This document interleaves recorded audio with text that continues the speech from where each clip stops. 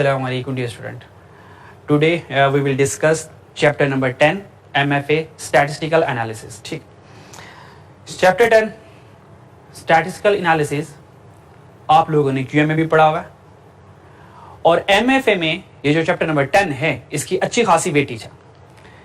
आपको हर हाल में paper pass करने के लिए इस चैप्टर को फोकस करना पड़ेगा, तब जाकर आप इस काबिल होंगे और आपकी एबिलिटी होगी, you can pass your paper easily. MFA में जो चैप्टर नंबर 10 है हमारा स्टैटिस्टिकल एनालिसिस, ये जिस कैटेगरी में फॉल करता है वो कैटेगरी बी है, जिसकी जो ग्रेड है वो 35 to 50 मार्क्स है. इसका मतलब जिस कैटेगरी में फॉल करता है कैटेगरी बी में, वहां से जो एग्जाम में पेपर आने की एक्सपेक्टेशन है 35 मार्क्स या 50 मार्क्स के दरमियान 40 मार्क्स भी आ सकते हैं. इनमें से अगर हम एनालिसिस करें कि ये एग्जाम पॉइंट ऑफ व्यू से कितना इंपॉर्टेंट है, तो हमने देखा कि मॉडल पेपर में चैप्टर नंबर 10 में से जो एक क्वेश्चन आया वो 7 मार्क्स का है और एक एमसीक्यू यहां से आया 1 मार्क, यानी कि मॉडल पेपर में 8 मार्क्स के यहां से पेपर आया हुआ. और अगर हम एमएफए की फर्स्ट अटेम्प्ट उठा के देखें तो फर्स्ट अटेम्प्ट में इस चैप्टर 10 में से एग्जामिनर ने 12 मार्क्स का क्वेश्चन पूछा. 12 मार्क्स का क्वेश्चन पूछा, जो कि एक अच्छा खासा मेजर पोर्शन है पेपर का किसी स्पेसिफिक पर्टिकुलर चैप्टर में से. तो चैप्टर नंबर 10 हम किसी भी हर हाल में इसको स्किप कर ही नहीं सकते. और चेक कीजिएगा, इंशाल्लाह हम बहुत सुकून से और बहुत इजी वे से इस चैप्टर को कवर कर लेंगे और इंशाल्लाह अल्लाह ने चाहा तो हमें इसके अंदर कोई खास डिफिकल्टी पेश नहीं आएगी. मेरी पूरी कोशिश होगी कि इस चैप्टर को मैं इजी वे से डिलीवर करूं और आपको आराम और सुकून से यह चैप्टर समझ लग जाए. इस 12 एमसीक्यूज में जो 12 मार्क्स का क्वेश्चन आया था, इसमें 7 मार्क का एक क्वेश्चन था, उसमें से 3 मार्क्स की एक थ्योरी थी और 2 मार्क्स के एग्जामिनर ने एमसीक्यूज पूछे. तो इस तरह से चैप्टर 10 की बाइफर्केशन हुई थी. यहां से कुछ क्वेश्चंस भी आ सकते हैं, थ्योरी के रिगार्डिंग भी एग्जामिनर कुछ पूछ सकता है और एमसीक्यूज की शक्ल में भी एग्जामिनर 1 मार्क्स का क्वेश्चन पूछ सकता है. तो साथ से इंशाल्लाह ताला मैं आपको एक्सप्लेन करता जाऊंगा. तो लेट्स स्टार्ट चैप्टर नंबर 10. ठीक, फर्स्ट हमारे पास, क्योंकि हमने स्टैटिस्टिकल एनालिसिस पढ़ना है, हमने ये देखना होता है कि एमएफए में मैनेजरियल फाइनेंशियल एनालिसिस में जो हमने डिसीजन मेकिंग करनी होती है, कोई भी डिसीजन हमने लेना हो, बिजनेस का डिसीजन हो, वो किसी इन्वेस्टमेंट अप्रेजल का डिसीजन हो, किसी प्रोजेक्ट का डिसीजन हो, हर डिसीजन मेकिंग में हमें सबसे पहले कुछ डाटा को कलेक्ट करना पड़ता है, कुछ सोर्सेज को देखना पड़ता है. उन डाटा की कलेक्शन की बेस के ऊपर हम उस डाटा के ऊपर स्टडी करते हैं. स्टडी करने के बाद कुछ कैलकुलेशंस करते हैं, कुछ मेजर्स करते हैं, फिर एट द एंड जाकर एक डिसीजन ले रहे होते हैं कि हमें ये पर्टिकुलर प्रोजेक्ट करना चाहिए या नहीं करना चाहिए. तो स्टैटिस्टिकल डिसीजन मेकिंग के लिए बहुत ही ज्यादा इंपॉर्टेंट है. तो सबसे पहले स्टैटिस्टिक्स की मेन सी डेफिनेशन देख लेते हैं, जो कि आपने एज इट इज क्यूएम में पढ़ी होती है. कोई खास डिफरेंस नहीं है, स्टैटिस्टिक्स रिमेन सेम रहता है, बेशक क्यूएम में पढ़े, बेशक एमएफए में पढ़े, बेशक किसी और लेवल पर पढ़े. तो स्टैटिस्टिक्स है क्या? Is the branch of mathematics which deal with the collection, organisation, presentation, measurement. Statistics में हमने करना क्या है? हमने सबसे पहले कुछ ना कुछ कलेक्ट करना होगा. वो कलेक्ट क्या करना है इंशाल्लाह बताऊंगा आने वाले वक्त में.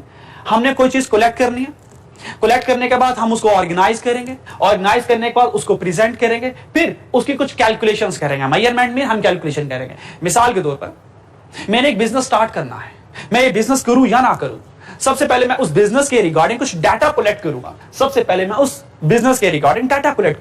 उस डाटा कलेक्शन में मुझे यह पता चलेगा कि जो मैं प्रोडक्ट, जो मैं बिजनेस करने जा रहा हूं, क्या इस बिजनेस की डिमांड भी है कि नहीं है, और जो मैं प्रोडक्ट मार्केट में लॉन्च करने जा रहा हूं इसके कंपैटिटर्स कितने हैं, लोगों की वैल्यूज प्रोडक्ट के नजदीक क्या है, लोग कितनी मेरी प्रोडक्ट को लाइक करेंगे, कितना खरीदेंगे कंपैटिटर सब्स्टिट्यूट गुड्स होने के बावजूद. तो इसके लिए मुझे कुछ डाटा कलेक्ट करना पड़ेगा. फिर मैं उस डाटा को ऑर्गेनाइज करूंगा. ऑर्गेनाइज करने के बाद उसको प्रेजेंट करूंगा. प्रेजेंटेशन में हम ग्राफ्स बनाकर भी अपने डाटा को प्रेजेंट कर सकते हैं. ठीक, कुछ चार्ट्स बनाकर भी हम क्या कर सकते हैं, अपने डाटा को प्रेजेंट कर सकते हैं. फिर एट द एंड मेजरमेंट, जो भी मैंने डाटा कलेक्ट किया होगा, ऑर्गेनाइज किया, उसको मेजर करूंगा. मेजरमेंट में मैं क्या करूंगा, उसका कोई एवरेज कैलकुलेट कर लूंगा, कोई स्टैंडर्ड डेविएशन कैलकुलेट कर लूंगा, कोई वेरिएंस कैलकुलेट कर लूंगा डिसीजन मेकिंग के लिए. तो जब मैं सारी मेजरमेंट कर लूंगा, उसके बाद मैं एनालिसिस करूंगा और अपने डाटा को इंटरप्रेट करूंगा. एनालिसिस और इंटरप्रिटेशन वाले फेज में हमने अपनी कैलकुलेशंस के ऊपर डिसीजन मेकिंग करनी है कि हाँ, जो हमने कैलकुलेशन की, क्या इस कैलकुलेशन की मौजूदगी में मुझे बिजनेस करना चाहिए या नहीं करना चाहिए, मुझे बिजनेस में कितना कंपैटिटिव रेट ऑफर करना चाहिए, मुझे बिजनेस में कितना कंपटीशन फेस करना पड़ेगा. ये सब कुछ हम इंटरप्रिटेशन और एनालिसिस वाले फेस में देखते हैं। ठीक है, तो जैसे जैसे इंशाल्लाह हम ऑनवर्ड मूव करेंगे तो मैं आपको प्रैक्टिकल एग्जांपल्स भी देता रहूंगा कि हम किस तरह से कैलकुलेशन करने के बाद डिसीजन मेकिंग बिजनेस करेंगे। हर एक एग्जांपल्स करवाऊंगा और हर एग्जांपल के बेस के ऊपर आपको एक एक क्वेश्चन करवाता चला जाऊंगा ताकि आपको बात समझ लग जाए, क्योंकि आपने चीजें पढ़ी हुई हैं इसलिए इनके ऊपर हम ज्यादा वक्त नहीं लगाएंगे। फिर हमें पता कि हमने किस चीज को कलेक्ट करना है, किस चीज को ऑर्गेनाइज करना है, किसको प्रेजेंट करना है, किसको मेजर करना है और किसके ऊपर डिसीजन लेना है। हमने डाटा के ऊपर डिसीजन मेकिंग करनी है, हमने डाटा को कलेक्ट करना है, डाटा को ऑर्गेनाइज करना है। तो हमने कहा हमारे पास नॉर्मली दो तरह का डाटा होता है, एक पॉपुलेशन डाटा और एक सैंपल डाटा। पॉपुलेशन डाटा वो डाटा होता है जो ओवरऑल डाटा होता है। मिसाल के तौर पर अगर मेरी क्लास में फॉर एग्जांपल अगर 100 स्टूडेंट्स हैं तो ओवरऑल स्टूडेंट्स इन क्लास ही मेरी पॉपुलेशन होगी। उनमें से मैंने किसी पर्टिकुलर 5 स्टूडेंट को सिलेक्ट किया और उनसे कुछ इंफॉर्मेशन गैदर की, भैया आपका नाम क्या है, आप कहां रहते हैं, आपकी एजुकेशन क्या है। तो ये जो मैंने 5 स्टूडेंट सिलेक्ट किया ये मेरा सैंपल बनेगा। तो population is the overall object, overall thing and the sample is the representative part of the population. तो पॉपुलेशन जो है वो ओवरऑल हो गया, सैंपल क्या है, पॉपुलेशन का कुछ हिस्सा हो गया। जैसा कि हम क्यूए में भी एग्जांपल्स देते हैं, जो हमारी बॉडी में ब्लड है वो ब्लड ओवरऑल है, तो overall blood in a body हमारी पॉपुलेशन। और अल्लाह न करे जब हम बीमार होते हैं और डॉक्टर कहते हैं कि भाई हमने आपका टेस्ट करना है तो हमें क्या चाहिए, ब्लड सैंपल चाहिए।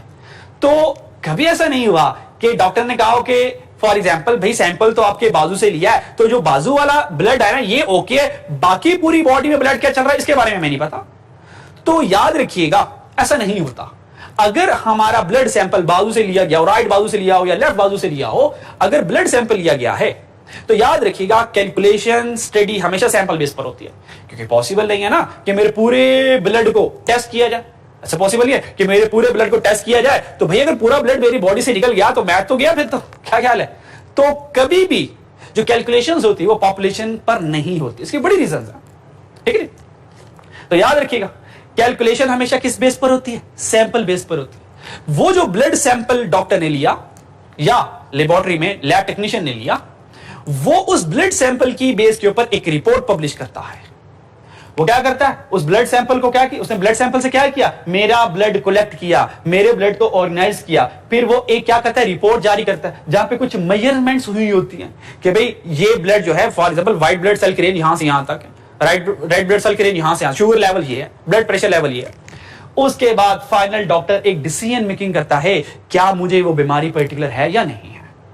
इसका मतलब कैलकुलेशन हमेशा सैंपल बेस पर होती है, पर जो हमने डिसीजन लेना होता है वो हमेशा पॉपुलेशन पर लेना होता है। डॉक्टर कभी नहीं कहता कि जो हमने ब्लड सैंपल लिया, दोस्तों ये ब्लड सैंपल तो आपका सही है लेकिन पूरी बॉडी के बाकी ब्लड में क्या चल रहा है हमें नहीं पता। इसका मतलब जो अगर ब्लड सैंपल मेरा सही है इसका मतलब मेरी पूरी बॉडी का जो ब्लड है वो भी सही है। अगर उस ब्लड सैंपल में कोई प्रॉब्लम आ गई इसका मतलब मेरे पूरे ब्लड में कहीं ना कहीं प्रॉब्लम चल रही है, वहां से बीमारी को डायग्नोस करेगा, फिर इंशाल्लाह उसका ट्रीटमेंट स्टार्ट हो जाएगा। तो हुआ क्या कंक्लूजन, हमेशा कैलकुलेशन सैंपल बेस पर होती है और डिसीजन किसके ऊपर होता है, पॉपुलेशन के ऊपर। पॉपुलेशन एक ओवरऑल ऑब्जेक्ट हो गया, सैंपल क्या, इस पॉपुलेशन का कुछ हिस्सा हो गया। ठीक है, एक और बात यहां से याद रखनी है, अगर मेरे पास मान लें पॉपुलेशन में 50 स्टूडेंट्स हैं, अगर मैं 50 स्टूडेंट्स की कैलकुलेशन कर रहा हूं, पॉपुलेशन की कैलकुलेशन को पैरामीटर कहते हैं, calculation of population is known as parameter. तो पैरामीटर किसकी कैलकुलेशन होगी, पॉपुलेशन के ऊपर। अगर हमारे पास पॉपुलेशन स्मॉल है, 50 स्टूडेंट है, 100 स्टूडेंट्स है, तो अगर मैं पूरी पॉपुलेशन की कैलकुलेशन कर रहा हूं उसको क्या कहते हैं, पैरामीटर कहते हैं। ठीक है, जैसे कि अगर हमने टोटल पॉपुलेशन 50 स्टूडेंट्स है और मैंने 50 स्टूडेंट्स का मैंने कहा आप लोगों के मान लें एफएससी में कितने मार्क्स है, 50 के 50 स्टूडेंट्स के एफएससी के मार्क्स का अगर मैं मीन लूंगा, अरिथमेटिक मीन लूंगा, एवरेज लूंगा, तो उसको क्या कहेंगे, ये हमारा पैरामीटर है और उस पैरामीटर को म्यू से शो करते हैं। ठीक है, जैसे कि हमने कहा पॉपुलेशन क्या, students in a college A, college A में जितने भी ओवरऑल स्टूडेंट्स हैं हमारी पॉपुलेशन है। सैंपल क्या है, मान लें जैसे कि अभी हमने एग्जांपल दिया, उसी से कंटिन्यू करते हैं। 50 स्टूडेंट्स हमारी पॉपुलेशन होगी, उस 50 में से हमने कहा नहीं हमसे 10 स्टूडेंट्स के ऊपर क्या करेंगे, कुछ स्टडी करेंगे, कुछ रिसर्च करेंगे। मैंने 10 स्टूडेंट्स का डाटा कलेक्ट किया, अब उसके ऊपर मैंने एवरेज कैलकुलेट की। अब जो एवरेज मैंने 10 स्टूडेंट्स के ऊपर कैलकुलेट की, इस एवरेज को कहते हैं स्टैटिस्टिक। क्यों, अब ये जो मैं कैलकुलेशन कर रहा हूं ये सैंपल बेस पे कर रहा हूं। अगर मैं कैलकुलेशन सैंपल बेस पे कर रहा हूं तो इस कैलकुलेशन में क्या कहते हैं, स्टैटिस्टिक। तो calculation of sample is known as statistic. तो पॉपुलेशन की कैलकुलेशन पैरामीटर हो गई और सैंपल की कैलकुलेशन स्टैटिस्टिक्स होगी, स्टैटिस्टिक होगी। ठीक है, और पॉपुलेशन के एवरेज को म्यू से शो करते हैं जो कि ग्रीक लेटर है, और सैंपल की जो एवरेज है उसको एक्स बार से शो करते हैं। याद रखिएगा जितने भी हमने क्यूएम में स्टडी की वो सारी सैंपल बेस के ऊपर स्टडी हो रही होती है, कैलकुलेशन हमेशा सैंपल बेस पर होती है, इसलिए हमने नॉर्मली सेंट्रल टेंडेंसी में एक्स बार मीन ही पढ़ा था। तो दो बातें क्लियर होगी, पॉपुलेशन ओवरऑल, सैंपल पॉपुलेशन का कुछ हिस्सा representative part of population. Population की कैलकुलेशन पैरामीटर होगी और सैंपल कैलकुलेशन स्टैटिस्टिक होगी, ठीक है। इसके बाद नेक्स्ट हमारे पास स्टैटिस्टिक्स की दो टाइप्स आती हैं, दो ब्रांचेस भी कह सकते हैं। Number one is descriptive and the second one is inferential. जो मैंने डेफिनेशन पढ़ाई उस डेफिनेशन का अगर मैं पहले वाले हिस्से की बात करूं तो वो डिस्क्रिप्टिव स्टैटिस्टिक्स ही है। जैसे कि for example collection, organisation, presentation और मेजरमेंट, यहां तक डिस्क्रिप्टिव स्टैटिस्टिक्स चलेगा। यानी कि डिस्क्रिप्टिव स्टैटिस्टिक्स का काम क्या है? चीजों को कलेक्ट करके देना, उनको ऑर्गेनाइज करना, ऑर्गेनाइज फ्रीक्वेंसी टेबल से भी हो सकती है, उनको प्रेजेंट करना ग्राफ के जरिए, चार्ट के जरिए, उनको मेजरमेंट करना। मेजरमेंट में हम मीन कैलकुलेट कर सकते हैं, हम वेरिएंस कैलकुलेट कर सकते हैं, स्टैंडर्ड डेविएशन कैलकुलेट कर सकते हैं, कोएफिशिएंट ऑफ वेरिएशन कैलकुलेट कर सकते हैं। मेजरमेंट तो मेजरमेंट तक डिस्क्रिप्टिव स्टैटिस्टिक्स चलती है। तो जब डिस्क्रिप्टिव स्टैटिस्टिक्स खत्म होती है, अगला फेज क्या होता है? वो सारी कैलकुलेशन के ऊपर डिसीजन मेकिंग करना। तो डिसीजन मेकिंग कौन करेगा? याद रखिएगा जो एनालिसिस और इंटरप्रिटेशन करेगा, जो डिसीजन मेकिंग का काम होगा, वो हमेशा इन्फ्रेंशियल स्टैटिस्टिक्स का काम होगा। तो हमने यहां से बात सीखी, हमने कहा चीजों को कलेक्ट करना, ऑर्गेनाइज करना, प्रेजेंट करना, मेजर करना, यह काम हो गया डिस्क्रिप्टिव स्टैटिस्टिक्स का, जिसमें हमने कहा कि कलेक्शन में, ऑर्गेनाइजेशन में फ्रीक्वेंसी टेबल आ जाता है, प्रेजेंटेशन में कुछ ग्राफ्स आ जाएंगे, और मेजरमेंट में हम कुछ एवरेज कैलकुलेट कर लेंगे। और जब डिसीजन मेकिंग की बात आएगी, याद रखिएगा कैलकुलेशन मैंने अभी क्या सिखाया था, कैलकुलेशन किस बेस पर होनी है? सैंपल बेस के ऊपर होनी है। और डिसीजन किस बेस पर होना है? डिसीजन हमेशा पॉपुलेशन की बेस पर होना है। तो हमने कहा इन्फ्रेंशियल स्टैटिस्टिक्स का काम क्या? Means make decision about population. हम पॉपुलेशन पर डिसीजन लेंगे। भाई अगर पॉपुलेशन पर डिसीजन लेना है तो बेस क्या है? On the basis of information obtain from the sample. जो हमने सैंपल से इंफॉर्मेशन ली, सैंपल से इंफॉर्मेशन लेकर हम क्या करेंगे? पॉपुलेशन के ऊपर डिसीजन देंगे। तो याद रखिएगा डिसीजन मेकिंग का फेज कौन सा है? Inferential statistics. आगे इंशाअल्लाह ताला हम टेस्टिंग हाइपोथेसिस पढ़ेंगे। टेस्टिंग हाइपोथेसिस में हमने डिसीजन मेकिंग करनी होती है। तो याद रखिएगा टेस्टिंग हाइपोथेसिस इन्फ्रेंशियल स्टैटिस्टिक्स का एक पार्ट है, ठीक है जी। तो दो हमारी टाइप स्टैटिस्टिक्स की क्लियर होगी। नेक्स्ट में ये सारा के सारा आईकैप स्टडी टेक्स्ट का ही है। मैंने स्लाइड इसलिए बनाई ताकि कुछ बात इजी वे से समझ आ जाए, ठीक है। तो एक बार हम यहां से पढ़ लेंगे, तो आईकैप स्टडी टेक्स्ट भी मैं आपको रिलेट कर दूंगा कि हमने यहां से यहां तक पढ़ लिया, ठीक है। तो अगर आप कहेंगे तो आपसे स्लाइड भी शेयर कर दी जाएगी। टाइप्स ऑफ वेरिएबल्स, हमारे पास दो तरह के वेरिएबल्स होते हैं। खैर क्यूएम में आपने बहुत ज्यादा डिटेल पढ़ी हुई है, क्योंकि वेरिएबल्स स्टैटिस्टिक्स ये मेन क्यूएम का मेजर पार्ट है, ठीक है। तो एमएफए में हमने सिर्फ उतना ही पढ़ना है जितना हमारे कोर्स में। तो टाइप्स ऑफ वेरिएबल में हमने कहा नॉर्मली दो तरह की हमारे पास मेन कैटेगरीज हो गई, ठीक है। वहां पे आपने कांस्टेंट वेरिएबल भी पढ़ी हुई है, ठीक है। तो हम यहां से डायरेक्ट स्टार्ट करेंगे। वेरिएबल्स, वेरिएबल्स हैं कौन? वेरिएबल्स हर वो चीज होती है जो हालात के मुताबिक बदल जाए, जो हालात के मुताबिक बदल जाए वो चीज वेरी कर रही होती है।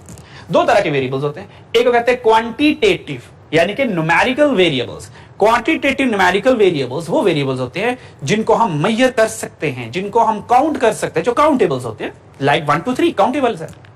फिर वहां पर वेरिएबल की कैटेगरीज एक और है जिसको क्वालिटेटिव, आप क्वालिटेटिव वर्ड से पता चलता है, ये ऐसे वेरिएबल्स हैं जो एट्रीब्यूट्स शो करते हैं, जो क्वालिटी शो करते हैं। और इस क्वालिटेटिव वेरिएबल को कैटेगोरिकल वेरिएबल और नॉन न्यूमेरिक, नॉन न्यूमेरिक का मतलब इसमें नंबर्स नहीं आएंगे, इसमें क्वालिटी होगी किसी ना किसी चीज की, ठीक है। जरा एग्जांपल से बात कर लेते हैं, बात जरा समझ आ जाएगी हमें। तो क्वांटिटेटिव क्या होते हैं? रिप्रेजेंट इन नंबर्स, ये नंबर्स में होते हैं, नंबर 1 1 2 3। मिसाल के तौर पर एज, मुझे बताएं एज, उस हमने कभी इस तरह कहा है भाई आपकी एज बड़ी अच्छी है, आपकी एज अच्छी नहीं है, सुना आपकी एज बहुत भारी एज, आपकी बड़ी हल्की एज है, तो ऐसे थोड़ी होता है। तो एज नंबर्स में होते हैं, ये वो 1 साल का है, वो 10 साल का है, वो 20 साल का, वो 20.5 साल का, वो 25 साल का, एज नंबर्स होते हैं। सैलरी नंबर होती है, भाई कितनी तनख्वाह ले रहे हो? हम 20,000 ले रहे हैं, हम 50,000 ले रहे हैं, हम 1 लाख ले रहे हैं, ठीक है। जब इंशाल्लाह ताला अब क्वालिफाई करेंगे तो आप भी अच्छी सैलरी लेंगे इंशाल्लाह ताला ने चाहा तो। हाइट, हमारी हाइट क्या है? हमारी हाइट 5.5 फीट है, 5.8 फीट है, ठीक है। वेट नंबर्स में होता है, टेम्परेचर नंबर में होता है, लाइफ ऑफ ऑटोमोबाइल बैटरी, गाड़ियों की जो बैटरी होती है उसकी लाइफ क्या है? भाई 2 साल लाइफ है, 10 साल लाइफ है, 20 साल लाइफ है, ठीक है। उसके बाद number of children, number of children भी क्या है? नंबर्स में, तो भाई 1 child, 2 children, 3 children, 4 children, numbers में, ठीक है। क्वालिटेटिव में क्या होंगे? हमसे क्वालिटी शो करे। जैसे कि इंटेलिजेंस, भाई मैं ये नहीं कह भाई आप 2 नंबर इंटेलिजेंट है, आप 10 नंबर इंटेलिजेंट है, आप 1 नंबर इंटेलिजेंट है। तो इंटेलिजेंसी में या तो इंटेलिजेंट होगा, या तो वो डल होगा, या तो नॉर्मल होगा। क्वालिटी है। प्योरिटी में या तो प्योरिटी होगी या तो इम्प्योरिटी होगी, बात खत्म होगी। ऐसा कह नहीं सकते भाई आप 2 नंबर, ये पानी 2 नंबर प्योर है, ये 1 नंबर प्योर है, 3 नंबर प्योर है, नंबर आता ही नहीं इसमें। तो क्वालिटी चेक करो। Colour same is the colour, quality एक।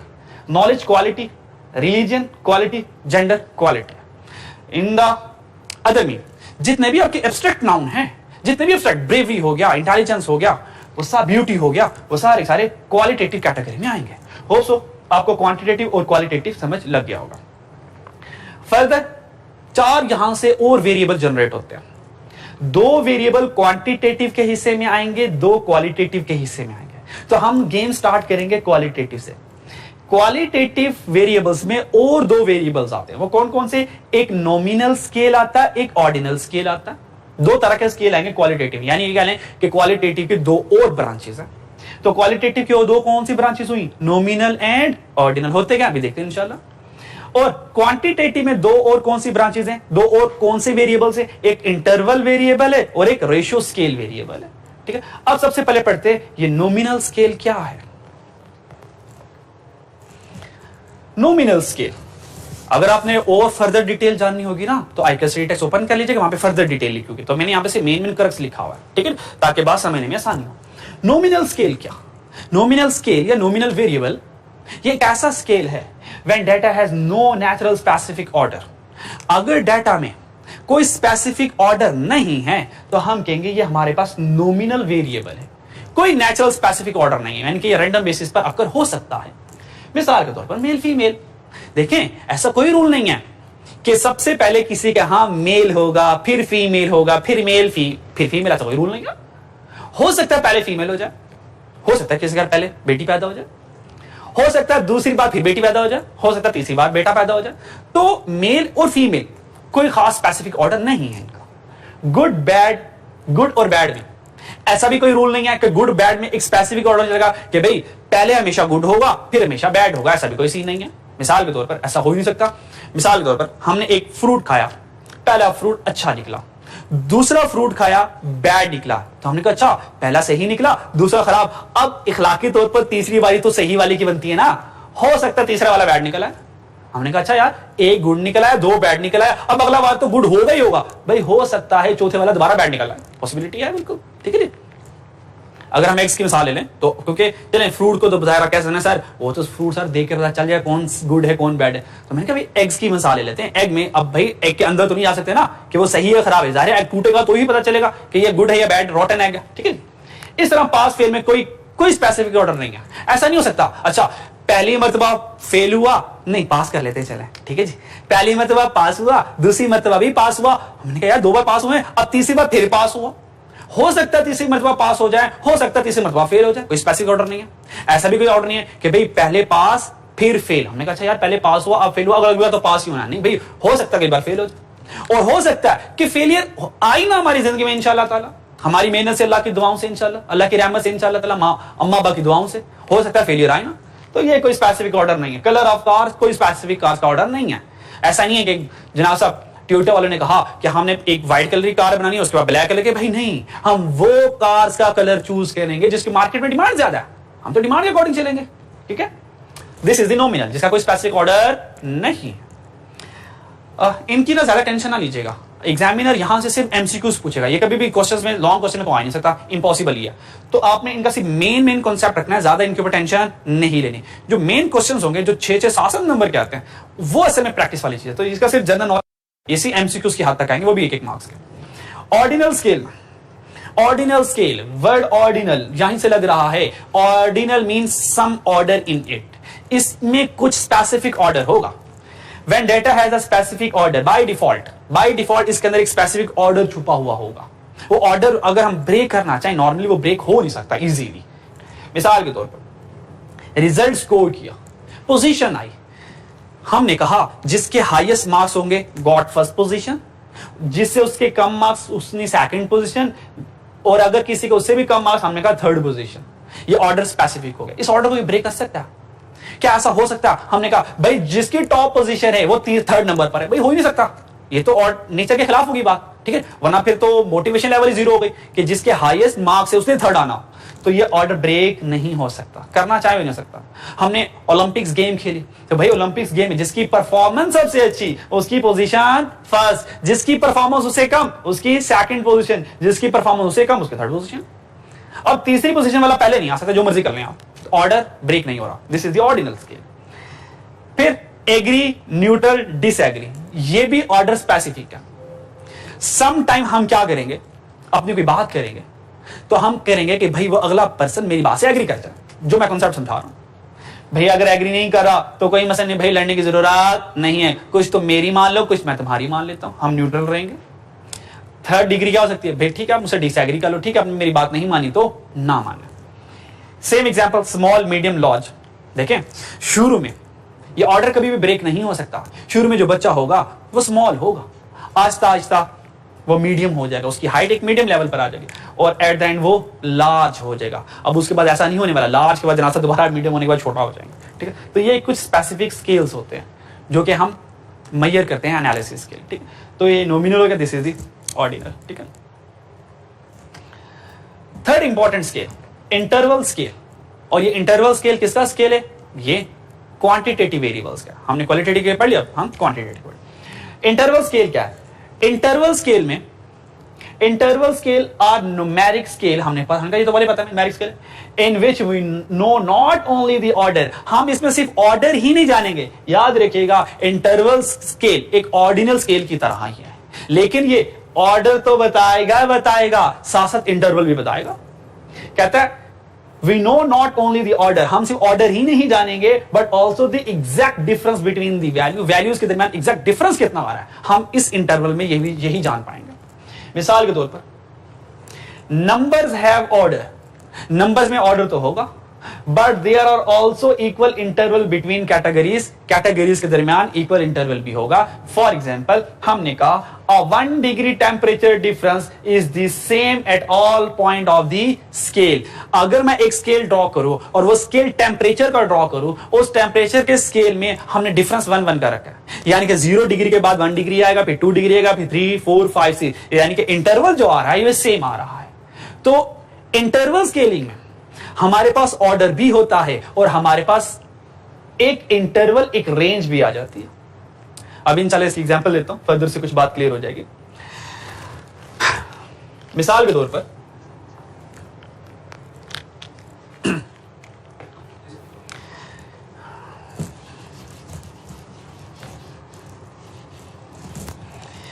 इंटरवल स्केल की एग्जांपल के तौर पर हमने कहा हमने एक स्केल सेट किया और स्केल टेम्परेचर का, ये टेम्परेचर का स्केल है। हमने कहा for example 0 degree centigrade, 5 degree centigrade, 10 degree centigrade और 15 डिग्री सेंटीग्रेड। अब जो मर्जी कर ले, ऑर्डर नहीं चेंज हो सकता। हम ये नहीं कह सकते भाई 5 डिग्री सेंटीग्रेड को 15 डिग्री सेंटीग्रेड से रिप्लेस किया जा सकता है, भाई नहीं। 5 डिग्री पर आपको कोल्ड ज्यादा फील हो रहा होगा एज कंपेयर टू 15 डिग्री, यानी कि ऑर्डर तो स्पेसिफिक हो गया। ऑर्डर स्पेसिफिक होने के साथ देखें इनका इंटरवल भी हम फाइंड कर सकते हैं। हमने कहा 0 to 5 इसका इंटरवल कितना है, हमने कहा 5 डिग्री। 5 to 10 इंटरवल कितना है, 5 डिग्री। 10 to 15 इंटरवल कितना है, 5 डिग्री। तो इंटरवल स्केल में हम ऑर्डर के साथ साथ दो वैल्यूज का डिफरेंस भी जान सकते हैं, ठीक। और एग्जांपल है मिसाल के तौर पर, अब इमेजिनरीज वैल्यूज होंगी, सी बात समझाने के लिए हमने कहा -10 डिग्री सेंटीग्रेड, 0 डिग्री, क्योंकि यहां से मुझे एक 0 वाला कॉन्सेप्ट आपको समझाना है। -10 डिग्री सेंटीग्रेड, 0 डिग्री सेंटीग्रेड, उसके बाद 10 डिग्री, उसके बाद 20 डिग्री और उसके बाद हमने 30 डिग्री कह दिया। और हमने क्या किया, हर एक वैल्यूज के साथ एक कैरेक्टरिस्टिक्स अटैच कर दी। हमने कहा जो -10 वाला होगा ये वेरी कोल्ड कैटेगरी होगी, 0 वाली ये कोल्ड कैटेगरी होगी, 10 डिग्री वाली हमने कहा मॉडरेट, ये मॉडरेट कोल्ड होगा, 10 वाला हमने कहा अब थोड़ा सा एनवायरमेंट टेम्परेचर वार्म होना शुरू हो जाएगा, 30 को हमने कहा अब यहां पे थोड़ी सी हमें हीट ज्यादा फील होना शुरू हो जाएगी, ठीक है। अब यहां पर मुझे बताएं, हमने 0 को सिर्फ as a number, as a symbol के तौर पर इस्तेमाल किया। मिसाल के तौर पर याद रखिएगा इंटरवल स्केल में हम सिर्फ चीजों की हेल्प लेते हैं। फॉर एग्जाम्पल मैं यहां पे जीरो को अगर इंटरप्रेट करूं तो अगर मैं मैथ की लैंग्वेज में बात करूं zero mean nothing, zero mean nothing, पर इंटरवल में ऐसा नहीं होता। इंटरवल में इस जीरो की वैल्यू होगी, इस जीरो की कुछ क्वालिटी होगी। इस जीरो का मतलब ये नहीं कह सकता यहां पे एब्सेंस ऑफ हीट है। जीरो मीन नो हीट कह नहीं सकता। जीरो मीन कोल्ड टेम्परेचर, अच्छा खासा टेम्परेचर है यहां पे, कोल्ड टेम्परेचर है, तो zero mean absence of heat नहीं कह सकता। यानी कि इंटरवल में जीरो की कुछ ना कुछ कैरेक्टरिस्टिक्स होगी। ये बात समझानी है, ये इंपॉर्टेंट बात है। कहता है it is also important to note that zero is just a point. उसने कहा जीरो सिर्फ एक पॉइंट है जिससे हम कोई चीज एक्सप्लेन करेंगे। Zero is just a point on the scale, it does not represent the absence of condition. जैसे कि मैथ में हम कहते हैं हमारे पास 0 रुपये हैं, ये एब्सेंस ऑफ कंडीशन है, कोई पैसे ही नहीं है भाई। पर इंटरवल में ऐसा नहीं है, जीरो की कुछ ना कुछ कैरेक्टरिस्टिक्स क्वालिटी होगी। कहता है 0 degree Fahrenheit does not represent the absence of heat. अगर 0 डिग्री फ़ारेनहाइट है या 0 डिग्री सेल्सियस है, इसका मतलब यह नहीं है कि हीट खत्म हो गई, ऐसा नहीं कह सकते। फिर उसके बाद जो मैंने इंटरवल की एग्जांपल दी थी, आईटेम सेट में सेम एग्जांपल है। उसने कहा कि इंटरवल की डेफिनेशन एग्जांपल्स क्या, the difference between 10 degree Fahrenheit and 15। कहता है 10 और 15 के दरमियान डिफरेंस कितना, 5। उसने कहा जो 10 और 15 के दरमियान 5 का इंटरवल आ रहा है, तो 50 और 55 इनके दरमियान भी इंटरवल 5 आ रहा है। अगर आपने 5 का इंटरवल सेट किया हुआ है तो 40 to 45 भी 5 रहेगा, 45 to 50 भी 5 रहेगा, 95 to 100 भी 5 रहेगा। तो हमने कहा इंटरवल स्केल ऐसा है जो हमें यहां से ज्यादा बेहतर रहेगा, जो हमें ऑर्डर भी बताएगा, जो हमें इंटरवल भी बताएगा। तो 3 बातें हमने इंटरवल स्केल में सीखी, ऑर्डर भी होगा, इंटरवल भी होगा, और इस जीरो की अपनी कुछ कैरेक्टरिस्टिक्स क्वालिटी भी होगी। ठीक, लास्ट हमारे पास है रेशियो स्केल। रेशियो स्केल क्या, रेशियो स्केल इंटरवल स्केल से अगला स्टेप है। ये बिल्कुल इंटरवल स्केल की तरह है, पर ये इंटरवल स्केल से अगला स्टेप है। रेशियो स्केल ये कहता है कि भाई मेरे यहां जीरो की एब्सोल्यूट वैल्यू होगी, मेरे यहां, ये रेशियो स्केल कहता है मेरे यहां जीरो की एब्सोल्यूट वैल्यू होगी। यानी कि मेरे यहां जीरो किसी क्वालिटी को रिप्रेजेंट नहीं कर रहा होगा, जीरो रियलिटी को शो कर रहा होगा। मिसाल के तौर पर फॉर एग्जांपल हमने एक तराजू लिया, वहां पे एक तरफ 1 kg का वेट रखा और दूसरी तरफ कोई फल नहीं रखा, तो फल का वेट क्या है, 0 वेट है। यहां पे जीरो शो क्या कर रहा है, कोई वेट नहीं है, 0 वेट मीन नो वेट, कोई वेट ही नहीं रखा। अच्छा, मेरी सैलरी क्या है, मेरी सैलरी 0 रुपये है, बताएं इसका इंटरप्रिटेशन क्या हुई। भाई 0 रुपये का मतलब है you don't have any single penny to spend, कोई पैसे नहीं है, पास 0 पेनी है, ठीक है। इसी तरह मेरे पास कितने मोबाइल फोन है, अगर मैं कहूं मेरे पास 0 मोबाइल फोन है, तो इसे इंटरप्रिटेशन क्या लेंगे कि मेरे पास अच्छे वाला मोबाइल फोन है, नहीं, कोई मोबाइल फोन नहीं है। तो याद रखिएगा रेशियो में सिर्फ एक फर्क यह है, ये इंटरवल के साथ साथ जीरो की अपनी भी वैल्यू होगी। लाइक इंटरवल स्केल, कहते हैं इंटरवल स्केल की तरह ही है। Ratio scale is also measurement of numerical value, ये हमें पता ही है। But unlike interval scale, 0 point is meaningful in ratio scale. कहता है रेशियो स्केल में एक फर्क क्या है, ये तो इंटरवल तो है ही है, पर यहां पे 0 एक मीनिंगफुल स्केल है। कहता है मिसाल के तौर पर, for example, if you have $0 then you have no money, पैसे नहीं है तो ठीक है, खत्म काम, ठीक है। तो ये मैंने एक समरी आपके सामने रख दी जिससे आपको हेल्प होगी। तो जब भी हम स्केलिंग करते हैं तो सबसे पहले स्केलिंग नॉमिनल होता है। नॉमिनल कोई स्पेसिफिक ऑर्डर नहीं है, तो हम चीजों को स्पेसिफिक ऑर्डर में लाते हैं। जैसे चीजें स्पेसिफिक ऑर्डर में आएंगी तो कौन सा स्केल बन जाएगा, ऑर्डिनल। ऑर्डिनल से हम इंटरवल सेट करते हैं। जब हम इंटरवल सेट करेंगे तो क्या होगा, डिफरेंस बिटवीन मेजरमेंट के दरमियान डिफरेंस हो जाएगा। जैसे कि 40 और 45 के दरमियान मेजरमेंट डिफरेंस कितना है, 5 का। लेकिन but not true 0, but 0 true नहीं होगा, वहां पे 0 अलग कहानी बयान कर रहा होगा, इक्वालिटी बता रहा होगा, एक सिंबल के तौर पे जस्ट आ रहा होगा, उसकी एब्सोल्यूट वैल्यू नहीं होगी। फिर हम क्या करेंगे, उस इंटरवल के साथ साथ 0 की भी अपनी ओरिजिनल वैल्यू दे देंगे। रेशियो स्केल में डिफरेंस बिटवीन मेजरमेंट तो होगा, पर ट्रू 0 एग्जिस्ट, अब 0 भी एग्जिस्ट करेगा, अब 0 की भी अपनी रियल वैल्यू होगी, 0 की भी अपनी इंटरप्रिटेशन होगी। तो ये हमारे पास एक जर्नल सा ओवरव्यू था स्टैटिस्टिकल एनालिसिस का, थ्योरी पार्ट का, ठीक है। अच्छा, अब यहां से हम क्या करेंगे, measure of central tendency start कर देंगे, ठीक है। तो अगर हम आपको मैं लेके चलूं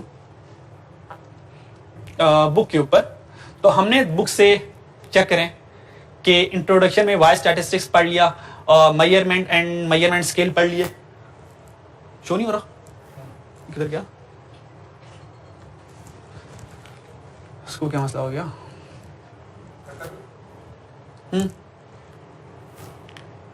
अच्छा जी, तो बुक से हमने कितना पढ़ लिया वो जरा देख लेते हैं। चैप्टर 10 इंट्रोडक्शन पढ़ लिया, वाई स्टैटिस्टिक्स ये पढ़ लिया, और उसके बाद measurement and measurement scale, nominal scale ये हमने पढ़ लिया, उसके बाद हमने इंटरवल स्केल देख लिया और रेशियो स्केल हमने देख लिया। ठीक है, तो नेक्स्ट हमारे पास जो टॉपिक आ जाता है मेजर ऑफ सेंट्रल टेंडेंसी आ जाता है। ठीक है, मेजर ऑफ सेंट्रल टेंडेंसी क्या है? मेजर ऑफ सेंट्रल टेंडेंसी आपको पता ही है कि डेटा का सेंट्रल पॉइंट को फाइंड करना। तो मेजर ऑफ सेंट्रल टेंडेंसी ये है to calculate, to find central point of the data. किसी भी डाटा का जो सेंट्रल पॉइंट होता है उसको फाइंड करने का नाम मेजर ऑफ सेंट्रल टेंडेंसी होता है। तो measure of central tendency, central point हम कैलकुलेट करते हैं तीन तरह से। तीन तरह के आपको पता है नॉर्मली हमारे पास एवरेजेस होते हैं सेंट्रल पॉइंट कैलकुलेट करने के लिए। नंबर 1 इज अरिथमेटिक मीन, जिसको सिंपल मीन कहते हैं। सेकंड हमारे पास मीडियन, एंड थर्ड हमारे पास मॉड। ये तीन एवरेजेस होते हैं। इन तीन एवरेजेस की मदद से हम सेंट्रल टेंडेंसी, किसी भी डाटा का सेंट्रल पॉइंट कैलकुलेट कर सकते हैं। ठीक है जी, अच्छा जी, फॉर एग्जांपल हम 1 बाय 1 एग्जांपल से चलते हैं, क्योंकि अब मैं चाह रहा हूं कि सिर्फ कैलकुलेशन ना सिखाऊं, साथ साथ डिसीजन मेकिंग इंटरप्रिटेशन सिखाऊं। कैलकुलेशन की इंटरप्रिटेशन क्या है? क्यूएम में आप लोगों ने सिर्फ कैलकुलेशन सीखी होती है। मान लें 5 वैल्यूज हैं, 5 वैल्यूज का मीन कैलकुलेट कर लो, मीडियन कैलकुलेट कर लो, मॉड कैलकुलेट कर लो। भाई ये जो 5 वैल्यूज का मीडियन है क्या क्या रहा है, मीडियन मीन आया ये क्या कह रहा है, मॉड है ये क्या कह रहा है, इसकी इंटरप्रिटेशन क्या है, वो इंशाल्लाह ताला हम एमएफए में साथ साथ सीखते रहेंगे। ठीक है, तो नंबर 1 एग्जांपल हमारे पास ये है। एग्जांपल 1 हमने कहा an HR training assessment is conducted for an SME, small medium enterprise. एक छोटी सी स्मॉल मीडियम एंटरप्राइज ऑर्गेनाइजेशन है, उसके HR ह्यूमन रिसोर्स ट्रेनर ने एक असेसमेंट कंडक्ट की which had a time limit of 60 minute. उसने कहा भाई ये एक असेसमेंट देने वाला हूं, आपके पास 60 मिनट हैं इस असेसमेंट को सॉल्व करने के लिए। Like most MCQs based test, और तकरीबन सारे के सारे जो क्वेश्चन थे वो MCQs बेस्ड ही थे। This test was quite easy to, और ये टेस्ट भी आसान था। टू डिटरमिन हाउ इजी, हम चेक करना चाहते हैं कितना इजी टेस्ट होगा। अभी हमने कुछ भी नहीं पढ़ा। अगर आपके पास एक असेसमेंट करने के लिए, हम वैसे लॉजिकली सोचते हैं, अगर हमारे पास एक असेसमेंट करने के लिए 60 मिनट है और यह कंसीडर किया जा रहा है कि यह असेसमेंट आसान है, बताएं हम ये कैसे इवैल्यूएट कर सकते हैं विदाउट एनी कैलकुलेशन? आप लॉजिकली सोच सकते हैं इंशाल्लाह। सोचें जरा कि हमें कैसे पता चल जाए कि ये असेसमेंट आसान है। तो आप कहेंगे सर बड़ा आसान तरीका है, अगर असेसमेंट को सॉल्व करने के लिए 60 मिनट है। सर अगर ज्यादा बच्चे, यानी कि 50-50% से ज्यादा बच्चे अगर जितना जल्दी असाइनमेंट कर लेंगे, इसका मतलब असाइनमेंट आसान है। जितनी जल्दी ये असाइनमेंट सॉल्व हो जाएगी, ये इंडिकेशन है असाइनमेंट आसान है। अगर असाइनमेंट मुश्किल है तो हो सकता है 60 मिनट गुजर जाएं और बच्चे असाइनमेंट ही ना कर पाएं। भाई क्यों टाइम से असाइनमेंट नहीं हुई, असेसमेंट क्यों नहीं टाइम से हुई, ऑन टाइम? हम कहेंगे मुश्किल थी, कुछ सवाल ही रह गए हमारे। तो अगर ये असेसमेंट आसान है तो इसकी रीजन क्या होनी चाहिए? सर इसकी रीजन यही होनी चाहिए कि 60 मिनट से पहले पहले हो जाए। अब देखते हैं कितना पहले होता है। होप सो आपको कहानी क्लियर होगी। उसने कहा to determine how easy the test was, हम ये चेक करना चाहते हैं कि टेस्ट कितना आसान था। The trainer records the amount of time taken by sample of 9 candidate. देखा हम कैलकुलेशन किस बेस पे करते हैं? सैंपल बेस पे करते हैं। उसने कहा ढेर सारे बच्चों ने टेस्ट असेसमेंट दी होगी, हमने सिर्फ 9 बच्चों का क्या किया, सैंपल लिया। To hand in their test to the invigilator, the time are, उन बच्चों ने, हमने 9 स्टूडेंट्स का क्या किया, डाटा लिया। पहले स्टूडेंट ने जो सैंपल बेस था उसने 32 मिनट में टेस्ट कर लिया। हमने कहा यार जबरदस्त, 60 मिनट थे तुमने 32 मिनट में कर लिया, कमाल यार, लगता है पढ़ने वाले बच्चे थे। और इससे ज्यादा ने तो कमाल ही कर दिया, 20 मिनट में टेस्ट करके फ्री हो गया। हमने कहा कमाल कर दिया यार, तो लगता है पढ़ते ही रहा होगा फिर तो। तीसरे ने 44 मिनट में टेस्ट किया, फिर उसने 59 पे, एंड सो ऑन। एग्जामिनर की रिक्वायरमेंट क्या है? Calculate the mean, median and mod. बताएं मीन, मीडियन और मॉड क्या है इस टाइम इन वैल्यूज का 9 स्टूडेंट का। तो सबसे पहले हम मीन कैलकुलेट करते हैं। सारी कैलकुलेशन आपके सामने सी, मुझे थोड़ी सी समझानी है, ठीक है। मीन कैलकुलेट करके आप कैसे करेंगे? Sum of all the values and divided its number. मैं क्या करूंगा, इन सारी वैल्यूज को सम करूंगा, सारों को सम किया, नंबर से डिवाइड करूंगा। नंबर कितने थे? 9 स्टूडेंट से, तो सम को नंबर से डिवाइड किया तो मीन कितना आ गया? 38.4। हमने कहा ऑन एवरेज 38.4 मिनट लगते हैं इस सारी असेसमेंट को सॉल्व करने के लिए। तो देखिए मेरी इस असेसमेंट, जो मेरा सैंपल आया, 20 वाले अच्छे बच्चे भी हैं, 59, 53 वाले एक ऑन मॉडरेट बच्चे भी हैं। तो मैंने कहा मेरा अगर मीन 38.5 है, आपको पता है मीन क्या होता है? ये मीन, मीडियन, मॉड किस लिए होते हैं? ये सारी सेंट्रल वैल्यू के लिए होते हैं ना, ये सारी किस लिए होती है? Central value. और मुझे बता सकते हैं एक डाटा की सेंट्रल वैल्यू कितनी होती है? भाइयों एक डाटा की सेंट्रल वैल्यू तो 50% होती है ना? तो मैं इजीली कह सकता हूं कि 50% स्टूडेंट ऐसे हैं जिन्होंने पूरी के पूरी असेसमेंट तकरीबन 39 मिनट से पहले कर ली होनी है, यानी कि 38.4 मिनट में कर ली होनी। ये मेरी इंटरप्रिटेशन भी आ गई, क्लियर है? तो मीन कैलकुलेट कर लिया, होप सो यू अंडरस्टैंड। फिर मुझे मीडियन कैलकुलेट करना है, क्योंकि अपने क्यूएम में 3 फॉर्मेट्स पड़े हुए हैं। हम मीन, मीडियन, मॉड को रॉ डाटा, ये रॉ डाटा इस वक्त जिसमें फ्रीक्वेंसी नहीं होती, वो रॉ डाटा होता है। हम मीन, मीडियन, मॉड को रॉ डाटा से भी कैलकुलेट करते हैं, हम उसको डिस्क्रीट यानी कि फ्रीक्वेंसी से भी करते हैं, और हम उसको ग्रुप डाटा से भी सॉल्व करते हैं। तो एमएफए में एग्जामिनर ने आपके मीन, मीडियन, मॉड की कैलकुलेशन चेक नहीं करनी है, उसने आपकी डिसीजन मेकिंग चेक करनी है। तो हो सकता है मीन, मीडियन की कैलकुलेशन डिसीजन के साथ एमसीक्यूज में आ जाए, पर लॉन्ग में ये पॉसिबल नहीं है। लॉन्ग में decision making, testing, hypothesis, normal distribution के कुछ क्वेश्चंस होंगे, ठीक है, और रिग्रेशन विद टेस्टिंग, हाइपोथेसिस, वो क्वेश्चंस एग्जाम में आने की एक्सपेक्टेशन है, जो कि इंशाल्लाह आने वाले लेक्चर में हम कवर करेंगे। तो ये एमसीक्यूज के हद तक आ सकते हैं। अब हम कैलकुलेट करते हैं मीडियन। तो मीन के लिए हमने कहा फॉर्मूला बड़ा आसान, हमने कहा mean x bar is equal to summation x over n, तो हमने मीन कैलकुलेट कर लिया। मीडियन के लिए अगर मैं आपसे पूछूं कि इस डाटा का मीडियन कैसे आएगा, क्या आप मीडियन कैलकुलेट कर सकते हैं? इस डाटा का कर सकते हैं तो करें, शाबाश, पता चल जाता है क्यूएम कितनी आप लोगों ने सही पढ़ी हुई है, ठीक है, करें शाबाश कैलकुलेट।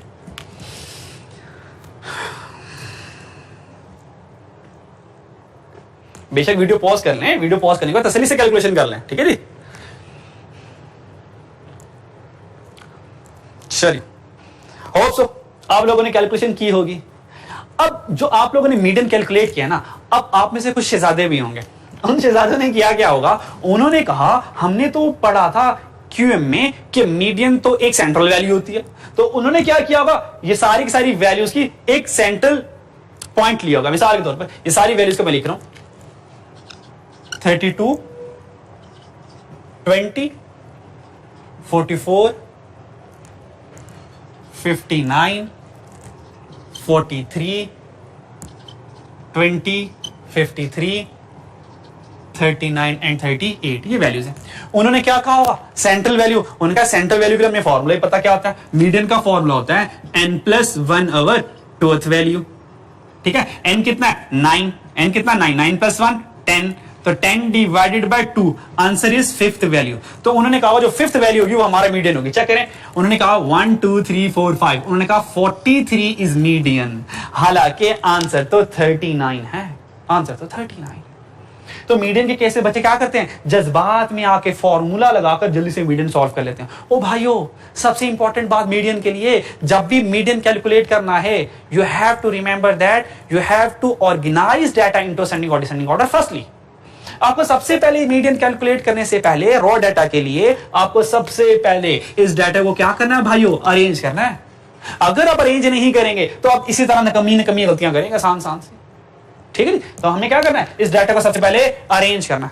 कैसे अरेंज करना है, असेंडिंग ऑर्डर में कर लेते हैं, आसान असेंडिंग ऑर्डर में अरेंज करना। चलिए असेंडिंग ऑर्डर में अरेंज करते हैं।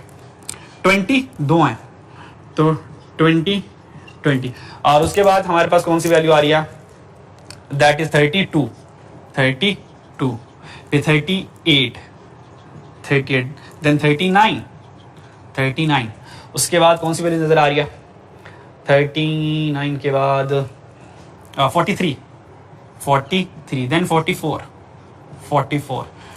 के बाद 53 देन लास्ट 59 9 वैल्यूज 1 2 3 4 5 6 7 8 9 वैल्यूज पूरी होगी।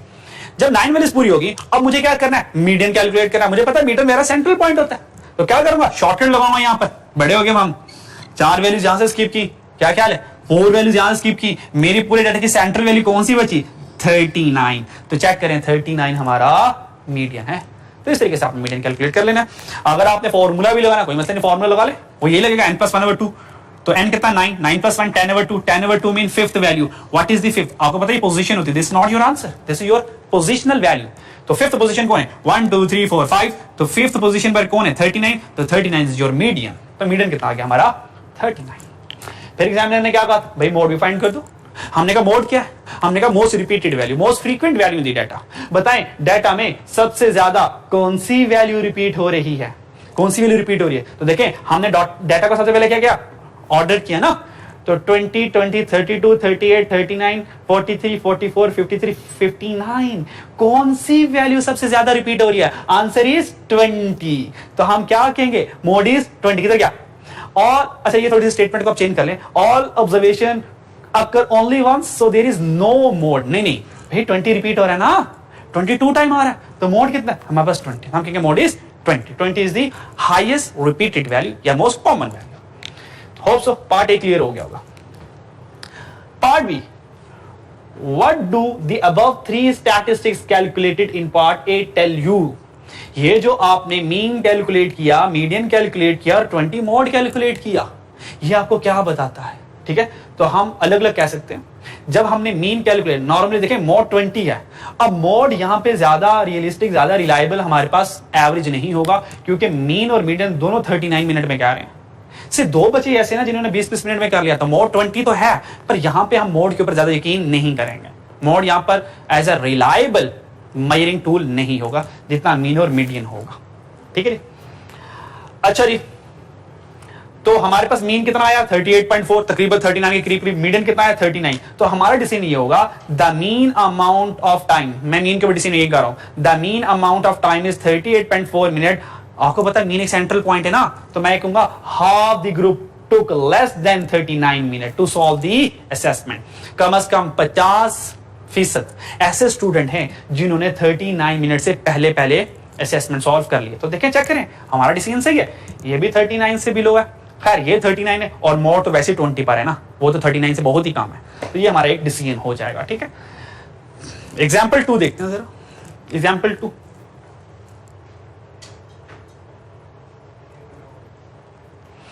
जी बस ठीक है, लास्ट एग्जाम्पल 2 देखते हैं। एग्जाम्पल 2 में वो कह रहा है the marketing manager is running a customer satisfaction survey, कि कितने कस्टमर सेटिस्फाइड है हमारी सर्विस से या हमारी प्रोडक्ट की क्वालिटी से। With a sample of 9 individuals who rate their overall satisfaction score on a scale of 1 to 10। कहता हमने 9 कस्टमर का डाटा कलेक्ट किया और उन्होंने हमें रेटिंग दी। जैसे कि अगर आप कभी फूड पैंडा ऐप इस्तेमाल करें, वहां पे फूड की क्वालिटी के लिए स्टार्स होते हैं, कि अगर आपको फूड पसंद है तो 1 star, 2 star, 3 star, 4 star, 5 star. 5 star तो सुप्रीम लेवल है ना, टॉप लेवल है। तो स्केलिंग की 1 से 10 तक, भाई अगर आप हमारी प्रोडक्ट या सर्विस से सेटिस्फाइड है तो हमें रैंक करें। The mean response he get is 5.22। Mean response कितना आया, ऑन एवरेज रिस्पॉन्स कितना आया 5.22। अब इसको याद रखिएगा 5.22 को, यहां से काम की बात हम सीखेंगे। तो मीन कितना आया, मैं यहां पे लिख देता हूं, मीन आया 5.22 मीन आया। तो हमने कहा 5.22, 10 में से 5.22 रैंक मिला। हमने कहा यार ठीक है। He knows that in general the company tend to retain customer with a score over 3। कहता है हमारा ट्रेंड क्या है, हम सेटिस्फैक्शन कस्टमर की चाहते हैं 3 से ज्यादा, पर चेक करो हमें तो 5.22 मिली ना, हम तो अपने थ्रेशोल्ड से बहुत आगे हैं। यानी कि कंपनी कितनी सेटिस्फैक्शन रिटेन करना चाहती है 3, उसने कहा 3 से ऊपर, भैया 3.1 क्यों ना हो, पर हम तो 5.22 पे पहुंचे हुए। हमने कहा यार ये तो कमाल कर दिया हमने, लोगों को इतनी प्रोडक्ट हमारी पसंद आ रही है। So he is satisfied because the figure of 5.22 indicates that he is still above the threshold of 3। कहता मैनेजर मुतमईन था, मैनेजर ने कहा हमें 3 चाहिए था, हम तो 3 से क्या 3 से बहुत आगे हैं, 5.22 पर है। तो मैनेजर मुतमईन था कि कस्टमर हमारा रिटेन रहेगा। पर हुआ क्या, ऐसा नहीं हुआ। बट देन सडनली, अचानक, he loses 6 of those 9 customer, 9 में से 6 कस्टमर लूज कर दिया। 3 कस्टमर है, ये क्या हुआ, हमारी रैंकिंग तो बड़ी जबरदस्त थी, पर कस्टमर 6 कस्टमर हमें कैसे छोड़ के चले गए। He goes back to look at the data। वो दोबारा गया, भागा। उसने कहा भाई वो जो 9 वैल्यूज की बेस के ऊपर हमने 5.22 एवरेज निकाला, तो वो डाटा तो लेकर आओ, दिखाओ डाटा तो दिखाओ मुझे। जब डाटा देखा, फाइंड दी स्कोर, तो स्कोर देखे 1 3 3 3 5 9 10 10, ये स्कोर था। और देखें इस डाटा के ऊपर हमने क्या लगाया, हमने मीन लगाया, और मीन 5.22 जो कि ग्रेटर था हमारे थ्रेशोल्ड 3 से। अब बताएं क्या गलती हुई होगी। आप ये analysis, what could be the possible reason for this, क्या रीजन बनी होगी, सोच सकते हैं। 5.22 आया, फिर भी 6 कस्टमर हमें छोड़ के चले, क्या रीजन बनी हुई होगी, सोचिए जरा, वो रीजन ये बनी, पार्ट बी पढ़ते हैं जरा। Give another example of a case where using median would be more useful than using a mean. कहता एक और एग्जांपल में आप मीडियन को इस्तेमाल करें एज अ मीन के तौर पर। हाँ, यही रीजन थी जो सेकंड पार्ट में वो खुद बयान कर रहा है। अगर इस तरह का डाटा है, चेक करें थोड़ी देर के लिए, अगर ये 9, 10 ना होते, 9, 10 ना होते, तो मेरा आंसर अपने एवरेज 1 और 5 के दरमियान में कहीं पे रहता। मेरा आंसर आता 2 और 3 के दरमियान में। अगर 9 कह सकता हूं, 9 और 10 इन तीन एक्सट्रीम वैल्यू ने आकर मीन का आंसर बढ़ा दिया। और हमने एक में पढ़ा हुआ है कि अगर हमारे डाटा में आउटलायर्स आ जाएं, एक्सट्रीम वैल्यूज आ जाएं, तो मीन सूटेबल एवरेज नहीं रहता, क्योंकि मीन अफेक्ट होता है बाय एक्सट्रीम वैल्यू से। तो इन 9, 10 वैल्यूज के आने से मीन क्या हो गया? ओवर हो गया। मीन क्या हो गया? ज्यादा आ गया। तो अगर हमारे डाटा में कुछ वैल्यूज देखें, 1, 3 और 5 में कितना गैप आ रहा है? सिर्फ दो वैल्यूज का आ रहा है। इस 9 में आके एवरेज बढ़ा दिया, और 10 में आके तो एवरेज और ही बढ़ा दिया। ठीक है, तो अगर हमारे पास एक्सट्रीम वैल्यूज आ जाएं, तो सबसे बेस्ट एवरेज मीडियन है। उसके बाद आप मॉड भी इस्तेमाल कर सकते हैं, लेकिन बेस्ट मीडियन है। ठीक है, तो क्योंकि हमारे पास एक्सट्रीम वैल्यूज 2-3 एक्सट्रीम वैल्यूज आ गई, तो इस वजह से हम मीन इस्तेमाल नहीं करेंगे, हम मीडियन इस्तेमाल करेंगे। ठीक है, अगर हम मीडियन इस्तेमाल करें और मीडियन इस्तेमाल करने के बाद हम देखते हैं कि हमारे पास क्या एवरेज निकलता है। चेकआउट, हमने कहा 9 वैल्यूज हैं, तो यहां पे लिख लेते हैं 1, 4 टाइम 3 है, 1, 2, 3, 4, उसके बाद 5, 9, 10 और 10। मुझे मीडियन कैलकुलेट करना है ना। सबसे पहला स्टेप क्या था? Arrange data. हमने डाटा ऑलरेडी अरेंज है, तो हमारे पास 9 वैल्यूज है, तो किया क्या? 4 वैल्यूज यहां से स्किप की, 4 वैल्यूज यहां से स्किप की, सेंट्रल वैल्यूज क्या बनी? 3। हमने कहा मीडियन कितना है? वो 3 है। हम थ्रेशोल्ड के करीब है, हमें ज्यादा खुश होने की जरूरत नहीं थी। इस मीन ने हमें धोखा दिया, इस धोखे के चक्करों में हमने फर्दर कस्टमर की केयरिंग छोड़ दी कि हम तो ऑलरेडी उनको बहुत ज्यादा फैसिलिटी प्रोवाइड कर रहे हैं। ठीक है जी, तो एक्चुअली जो हमें इस पर कैलकुलेशन करनी चाहिए थी, वो मीडियन की कैलकुलेशन करनी चाहिए थी। ठीक है, तो ये सारा इंटरप्रिटेशन पढ़ लीजिएगा, सारे बारे में यही लिखा हुआ। ठीक है, तो बी में कह रहा है median can also be more useful measure. ये मैं पढ़ा चुका हूं कि मीडियन तब मोर यूजफुल मेजर होता है because only relying on mean would make the socio-economic status of your sample look higher than it really is because of the few millionaires। कहता है कुछ लोगों के आने की वजह से हमारा मीन जो है वो एक्सीड कर गया हमारे थ्रेशोल्ड से। ठीक है, तो मीन यूजफुल नहीं रहेगा। इस केस में हम मीडियन को एज अ मेजर के तौर पर यूज करेंगे। ठीक है, तो स्टूडेंट आज के लिए इतना काफी है।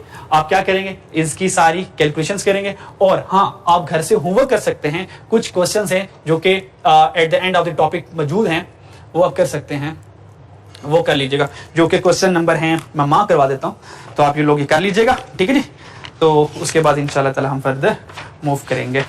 आप घर से क्वेश्चन कर सकते हैं इससे रिलेटेड जो मैंने अभी आपको पढ़ाया। आप क्वेश्चन नंबर 9 सॉल्व कर सकते हैं और क्वेश्चन नंबर 10 सॉल्व कर सकते हैं। 9 और 10 ये दो क्वेश्चन आसान से क्वेश्चन हैं। ठीक है, जो कि आपके पास स्टडी टेक्स्ट में बिल्कुल चैप्टर के एंड पर हैं, सेल्फ टेस्ट के नाम से होंगे। ठीक है जी, तो 9 और 10 क्वेश्चन सॉल्व कर लीजिएगा। अपना ख्याल रखिएगा। नेक्स्ट लेक्चर में मुलाकात होती है। अल्लाह हाफिज।